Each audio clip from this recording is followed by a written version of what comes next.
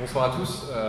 Aujourd'hui, on est un an et demi après l'élection de François Hollande à la présidence de la République. Et aujourd'hui, ce qu'on constate, c'est que François Hollande, il avait été élu sur la priorité donnée à la jeunesse et que cette réforme des retraites qui s'ouvre devant nous aujourd'hui, elle soulève des problèmes sur les choix politiques qui sont faits. Parce que cette réforme, elle est une nouvelle fois annoncée comme étant faite pour les jeunes, et pourtant aujourd'hui, on constate qu'elle est faite sans les jeunes. Et ça, aujourd'hui, à l'UNEF, on n'accepte pas, on refuse que cette réforme elle soit faite sans nous.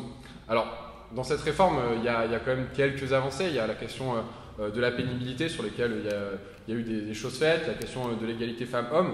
Sauf qu'aujourd'hui, cette réforme, de façon générale, aujourd'hui, le compte n'y est pas, et surtout, elle est incompréhensible. Elle est incompréhensible parce qu'à partir de 2020, on va allonger la durée de cotisation, et cela de façon mécanique, et ça sans prendre en compte ce qu'en 2020 sera la situation économique du pays, la situation de l'emploi en France, et surtout sans prendre en compte qu'aujourd'hui, les réformes successives dont parlait le camarade de la CGT tout à l'heure, elles ont d'une part fait reculer l'espérance de vie en bonne santé, d'autre part, que l'allongement de la durée de vie qui nous est présenté comme la justification pour laquelle on devrait faire cette réforme, elle a déjà été compensée dans les faits par les contre-réformes de François Fillon ces dernières années.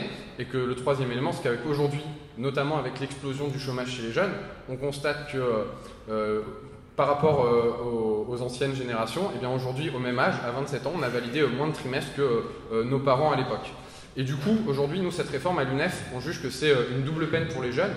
Une double peine d'une part, parce que avec l'augmentation de la durée de cotisation, les salariés vont faire le choix de partir plus tard à la retraite, et que c'est un peu ce qu'on expliquait en 2010, ça veut dire que les jeunes, ils auront encore plus de difficultés demain à s'insérer sur le marché du travail. Et puis enfin, on nous dit aussi, enfin c'est une double peine aussi parce que plus on augmente la durée de cotisation, plus on ne permet pas aux salariés de partir avec une retraite à taux plein. Je prends un exemple, mais aujourd'hui, et tous les chiffres le prouvent, personne ne partira à la retraite à 67 ans, personne ne part à la retraite à 67 ans, et donc aujourd'hui, en augmentant la durée de cotisation pour avoir une retraite à taux plein, la seule conséquence que ça a, c'est que ça fait baisser les pensions, et donc nous demain on aura une retraite précaire. Et donc aujourd'hui, il y a un véritable problème politique dans cette réforme des retraites, c'est qu'on demande aux jeunes générations de fournir davantage d'efforts demain, alors que les évolutions auxquelles on fait déjà face, elles ne bénéficient d'aucune reconnaissance par la société. Aujourd'hui, le temps des études, il s'allonge, c'est une bonne chose. Aujourd'hui, les jeunes qui font des études, c'est profitable à la société. Et pourtant, aujourd'hui, il n'y a aucun droit social pour les jeunes quand ils font leurs études. Et, excusez-moi.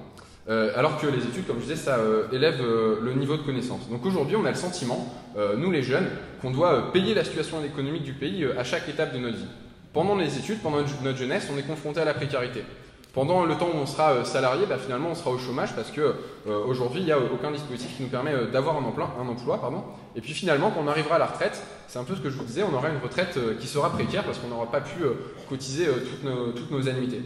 Alors dans cette réforme notamment, il y a un point central sur lequel nous, l'UNEF, aujourd'hui, on est en désaccord, c'est le dispositif jeune qu'on juge totalement insuffisant. Alors il y a quelques avancées quand même sur notamment la prise en compte des années d'apprentissage, parce que ça va permettre quand même à 400 000 jeunes de pouvoir partir à la retraite peut-être un peu moins tard, je ne pourrais pas dire plus tôt. Et puis la possibilité aussi de valider un trimestre dès 150 heures SMIC, alors qu'auparavant c'était à 200. Et donc quand on a notamment dans notre période d'insertion professionnelle, l'explosion des jobs précaires, c'est peut-être une petite avancée, mais à côté de ça, la seule chose qui nous est proposée, c'est un complément à la loi Woerth de 2010, puisqu'on aurait une aide pour racheter nos années d'études. Alors aujourd'hui, ce dispositif, aide ou pas aide, il est complètement inopérant. On dit à un jeune que dans les 5 à 10 ans après l'obtention de son diplôme, il va pouvoir racheter ses années d'études, sauf que d'une part, comme je vous le disais, aujourd'hui quand on a un diplôme, on est confronté à une période soit de précarité face à l'emploi, soit de chômage qui est très forte, et que d'autre part, personne, même quelqu'un qui a un CDI dès la sortie de ses études, ne peut racheter d'années de cotisation, d'annuité de cotisation, ça coûte plusieurs milliers d'euros, et c'est pas une aide de 1000 euros pour un trimestre qui va nous permettre aujourd'hui de racheter ces années-là. Et du coup, nous aujourd'hui, on pense qu'on peut améliorer ce projet de loi. Aujourd'hui, il n'y a aucune mesure inscrite dans cette réforme qui est issue d'un dialogue avec les organisations de jeunesse. Or, ça nous laisse quand même quelques portes ouvertes. Et du coup, aujourd'hui, nous, on continue de refuser l'allongement de la durée de cotisation pour les raisons que je vous ai expliquées, mais surtout au-delà de ça, on attend aujourd'hui du gouvernement qu'il réponde à nos revendications et que du coup cette réforme, elle corresponde à la réalité de ce que les jeunes vivent dans ce pays et que du coup elle permette de sauver le régime de retraite par répartition. Je ferai un petit aparté là-dessus parce que il y a quelque chose qui a été dit tout à l'heure par la camarade d'attaque et qui est tout à fait vrai, c'est qu'aujourd'hui, les jeunes, ils n'ont plus confiance dans le régime de retraite par répartition. Plus les réformes, elles arrivent, plus les réformes, elles dégradent aujourd'hui le régime de retraite solidaire, et plus les jeunes, demain, parce qu'ils seront conscients qu'ils n'auront pas de retraite à taux plein avec, au fur et à mesure des années, l'allongement de la durée de cotisation, et plus ils se tourneront vers un régime de retraite par capitalisation, c'est-à-dire que pour les plus riches d'entre eux, ils iront se tourner vers des assurances privées, et puis pour les autres, eh bien, ils épargneront pour se permettre quand même d'avoir une retraite qui soit un minimum décente. D'où aujourd'hui le fait que nous, à l'UNEF, on juge d'une part inacceptable de poser l'automaticité de l'allongement de la durée de cotisation comme ça nous est présenté dans la réforme.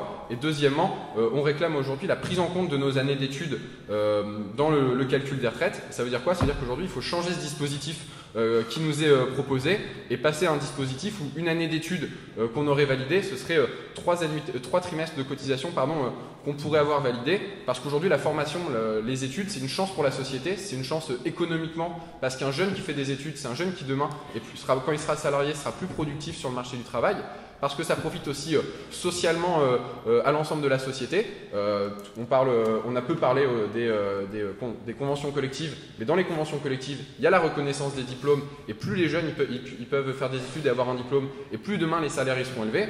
Et enfin, troisièmement, c'est aussi un défi démocratique. Je fais un tout petit aparté là-dessus, mais partout aujourd'hui on voit l'extrême droite qui monte, et des jeunes qui font des études, ce sont aussi des jeunes qui ne se tourneront pas demain vers l'extrême droite. Donc aujourd'hui, les études, ça a une utilité sociale, et cette utilité sociale des études, elle doit être reconnue dans cette réforme des retraites, et donc par la prise en compte de nos années d'études. Je vous remercie.